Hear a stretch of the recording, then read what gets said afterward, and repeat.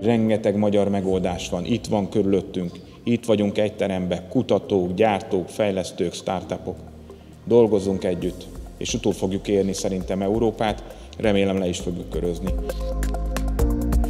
A Szegedi Tudományegyetem ugye elvárás szerint és saját belső motivációnk alapján is az úgynevezett innovációs ökoszisztéma motorja. Látjuk itt azokat a szakmai partnereket, ipari partnereket, azokat a lehetőségeket, amit ez az innovációs ökoszisztéma motor kapott egy kis turbórásegítést a TTC hozzájárulásával.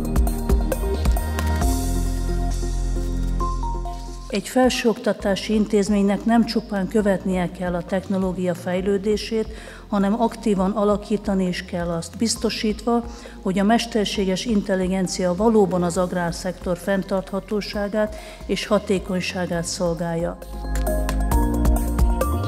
Talán a legfontosabb lehetőség az abban van, hogy az egyetemi együttműködések, azok képesek egy olyan hidat képezni, ami által a gyártók, a termelők, tehát az agrárium minden szereplője be tud ebbe a folyamatba kerülni, aminek a végső célja az, hogy a tudás profittá, előnnyé, gyakorlati előnnyé fordítható legyen a helyi gazda, a helyi ország, a helyi szállító, a helyi megoldásszállító, a helyi egyetem számára.